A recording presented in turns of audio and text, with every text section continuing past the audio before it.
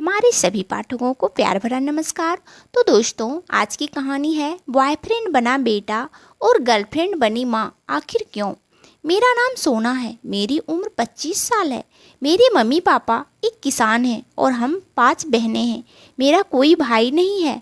हम सब लोग पढ़ने लिखने में अच्छे थे, पर मेरे पापा किसान थे, जिसकी वजह से बाकी बहनों की अच्छी पढ़ाई नहीं करा पाए और अच्छा रिश्ता देखकर 3 बहनों की शादी कर दिए।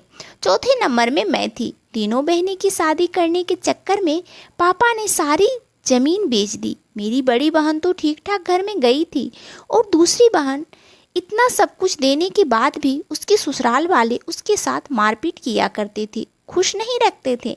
मेरी दीदी अक्सर घर आया करती थी, कुछ बताती तो नहीं थी, पर उसके जख्म देखकर ऐसा लगता था कि मेरी दीदी को उन लोगों ने बहुत ही ज़्यादा परेशान किया करते थे। हम लोग दीदी से पूछते भी थे कि ये चोट कैसे लगी है, पर दीदी कुछ बताती नहीं थी, बस कहती कि यह गिरने पड़ने की वजह से है।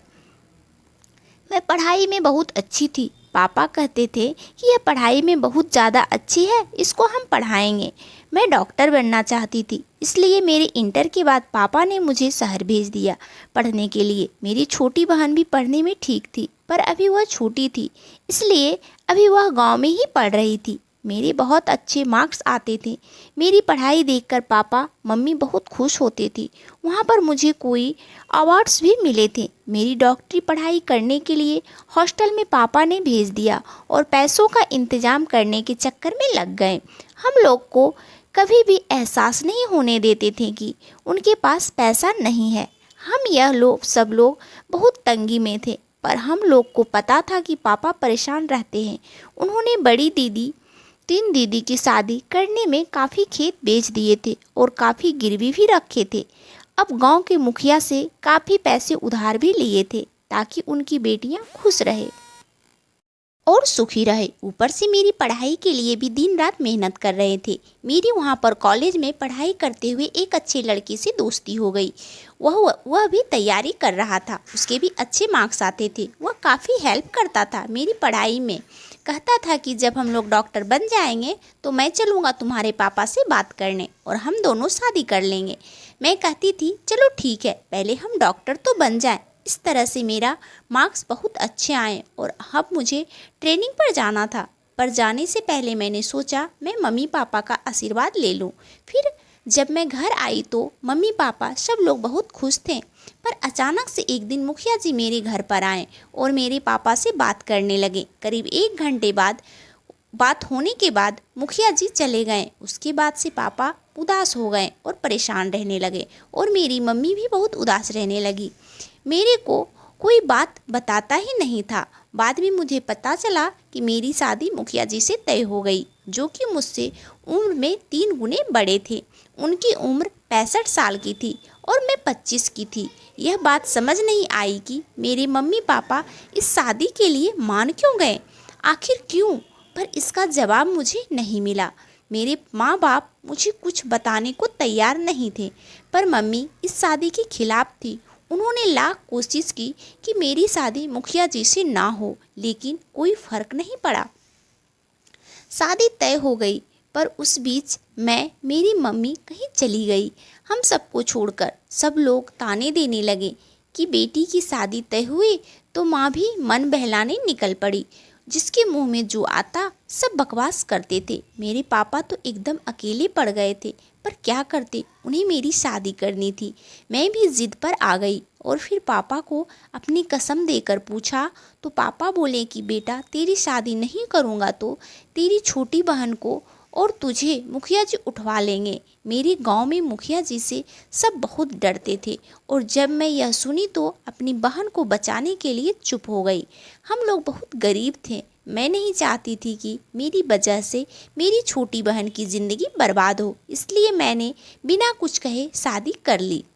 पर अब वह मेरा दोस्त साहिल, जो मुझसे शादी करना चाहता था, जब मेरी शादी के बारे में सुनेगा तो क्या सोचेगा। यह सोचकर कि मैं उसे सब बता दूं, कॉलेज फ़ोन की तो पता चला कि साहिल वहाँ नहीं है। जब मैंने अपनी सहेलियों को फ़ोन किया तो पता चला कि जब से मैं वहाँ से आई हूँ उसके बाद से वह भी कॉलेज नहीं आया उसका फ़ोन लगाया था पर फ़ोन नहीं लगता था। मुझे समझ नहीं आता था कि उसके साथ क्या हो गया, वह ट्रेनिंग पर क्यों नहीं गया। फिर मुझे लगा कि हो सकता है कहीं और गया हो। मैंने सोचा छोड़ो, मेरी शादी दूसरे के साथ हो गई है तो अब उसके बारे में सोच भी नहीं सकती। वो जहाँ भी रहे खुश रहे। जब मैं अपने ससुराल गई तो पता चला कि उनके 2 बड़े बेटे थे। एक की तो शादी भी हो गई थी, दूसरे बेटे की शादी नहीं हुई थी, घर पर नहीं था, वहीं बाहर पढ़ाई करता था।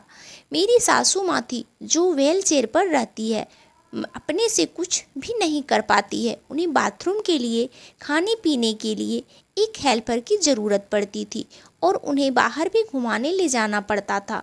यह सब काम अब मैं करती थी। मैं शादी के बाद अपने पति को भी नहीं देख पाती थी क्योंकि वो कब घर में आते कब चले जाते पता ही नहीं चलता था। मुझे ऐसा लगता था जैसे कि मुझे सिर्फ बांध कर रखना था उन्हें। मेरी सासू माँ बेबस थी। मैं उनकी सेवा करने लगी। उनको खिलाना पिलाना, उनकी देखभाल करना अब मेरी जिम्मेदारी थी और उनकी सेवा करना मुझे अच्छा भी लगता था।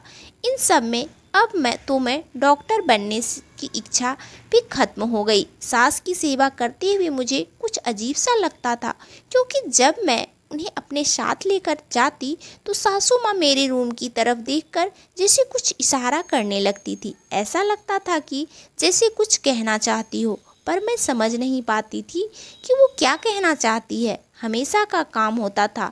एक बार मैं अपनी सासू माँ को बाहर घुमाने ले जा रही थी तो मेरी रूम में देखकर मुझे देखी और फिर बेड की तरफ देखी और फिर कुछ इशारा की, पर मैं इस बार भी कुछ समझ नहीं पाई कि क्या कहना चाहती है। समझ पाने के कारण सासू माँ को घुमाने लेकर चली गई, पर वापस आते टाइम मैंने इतना पूछा था, क्या आप कुछ कहना चाहती हैं? अगर आप लिख सकती हैं तो लिखकर बता दीजिए। पर उनका हाथ भी नहीं चलता था। पुराने ज़माने की थी, इसलिए बहुत पढ़ी लिखी भी नहीं थी। मुझे समझ नहीं आ रहा था कि मैं क्या करूं। मैंने घर की बड़ी बहू से पूछा, जिसकी अब मैं सास बन चुकी थी। मैंने पूछा कि माँ क्या कहना चाहती है, तुम कुछ बता सकती हो? तो वो बोली, आपकी सास है, आप जानो। ऐसा कहते हुए चली गई। मैं बहुत कोशिश कर रही थी पर फिर भी मैं समझ नहीं पा रही थी। एक दिन मैं उनके इशारे को समझने के लिए उन्हें अपने रूम में ले गई और वहाँ ले जाते ही ऐसा लगा जैसे माँ जी अभी बेड पर बैठ जाएगी, कूद पड़ेगी। मैंने माँ जी को संभाला कि माँ चोट लग जाएगी आपको, और ऐसा देखकर मैंने देखा उनकी आंखों से आंसू बहने लगे। मैं बहुत घबरा गई। मैंने बहुत पूछना चाहा, बहुत पता करना चाहा, मुझे पता ही नहीं चल रहा था क्या बात है। फिर मैं माँ को उनके रूम में लेकर आई और उन्हें दवा देकर फिर मैंने उन्हें सुला दिया। ऐसे दिन बीतते गए। एक दिन दोपहर में मैं अपने रूम में आराम कर रही थी। वहाँ पर कुछ अजीब सा लगा, जैसे लगा कि वहाँ किसी के होने का एहसास हो रहा था, जैसे कोई है वहाँ पर। मैं उठकर सब जगह देखने लगी थी पर कोई पता नहीं चल रहा था। अचानक से मेरे बेड के पीछे मेरी निगाह पड़ी तो बेड के पीछे दीवार में एक छोटा सा लॉक लगा हुआ था, पर उसका गेट कहीं नहीं दिखाई दे रहा था। वो इस तरह से बना था कि दीवार के रंग का और चिपका हुआ जैसे दीवार ही हो, बस लॉक दिख रहा था। मैं कमरे में चाबी ढूंढने लगी पर इसकी चाबी नहीं तो मुझे मिले। अपनी सासू माँ की याद आई। मैं भागकर उनके पास गई और मैंने माँ से कहा कि माँ, मैंने वहाँ दीवार में लॉक देखा, वहाँ क्या है? माँ की आंखों में जैसी चमक आ गई। ऐसा लगा कि अभी वह कुछ मुझसे कह पड़ेगी। मैंने कहा, माँ, वहाँ की चाबी नहीं है, प्लीज़ मुझे बताओ चाबी कहाँ है, मैं खोल कर देख लूँगी क्या है वहाँ पर। फिर माँ मेरे रूम के बगल के एक रूम था, माँ उसी तरफ इशारा करने लगी। मैं देखा तो उनका कहने का मतलब समझ गई क्योंकि वो मुखिया जी का रूम था, चाबी वहीं मिलेगी।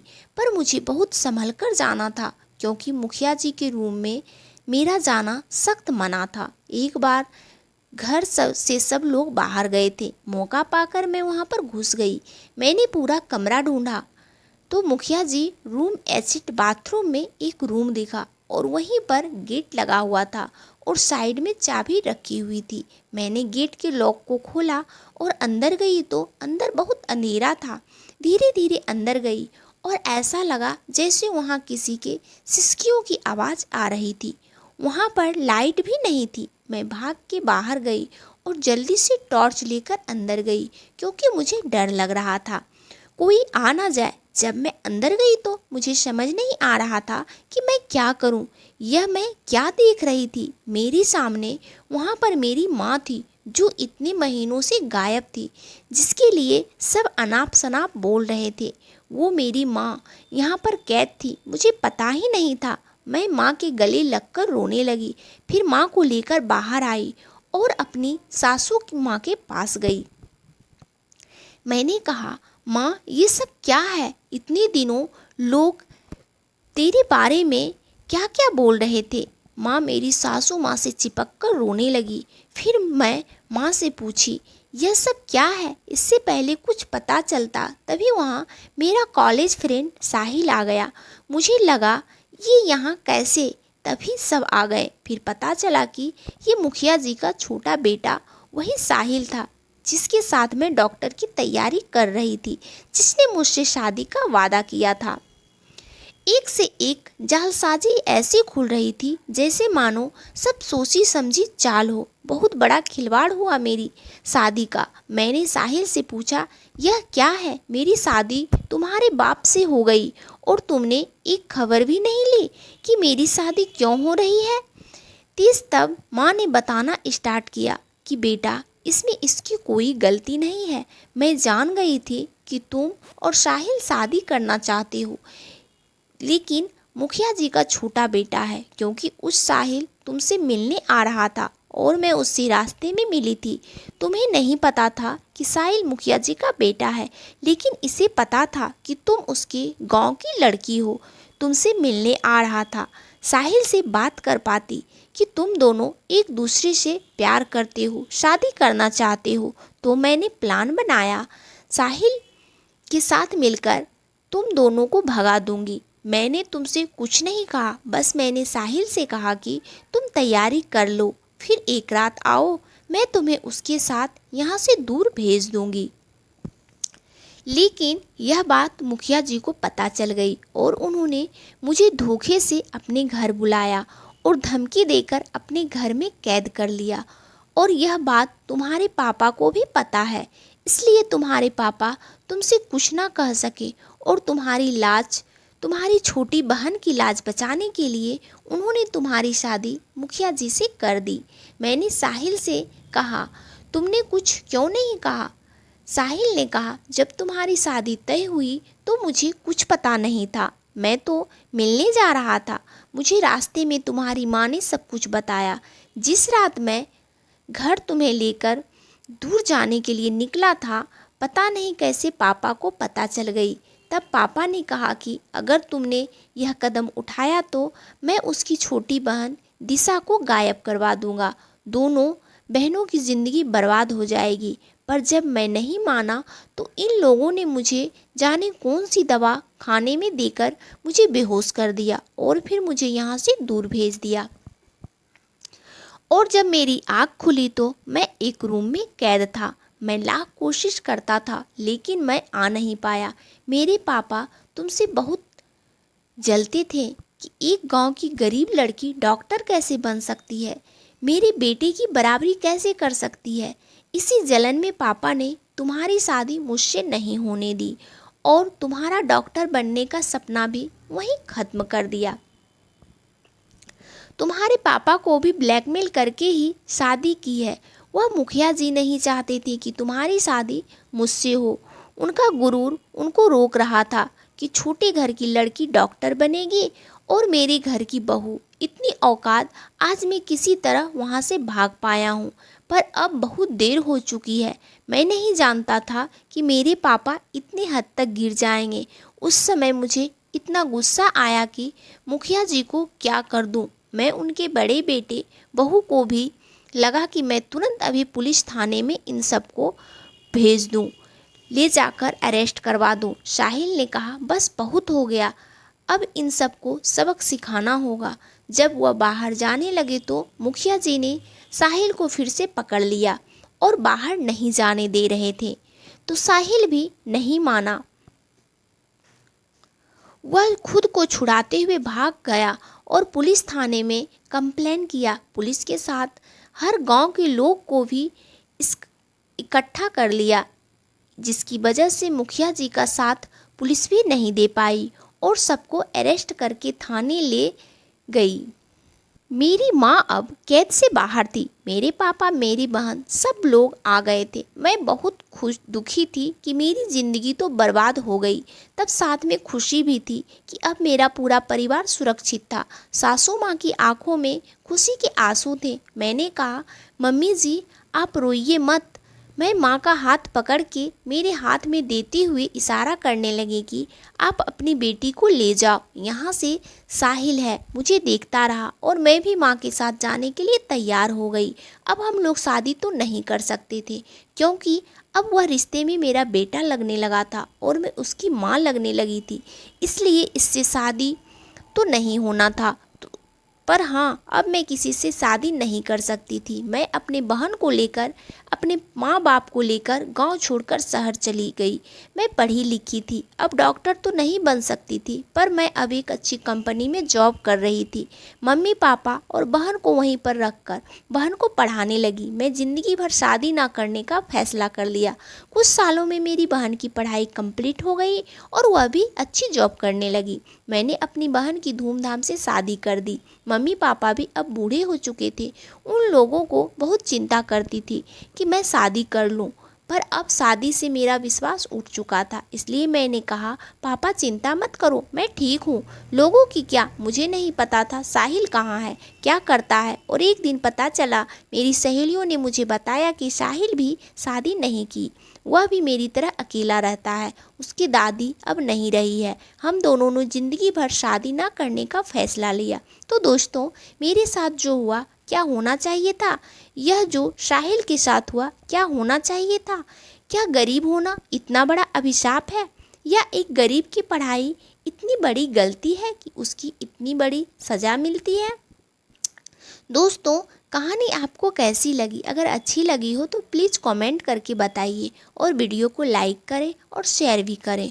और हाँ, बेल आइकन को ज़रूर ऑन कर लीजिएगा, जिससे कि मेरी वीडियो का नोटिफिकेशन आप तक तुरंत पहुँचे।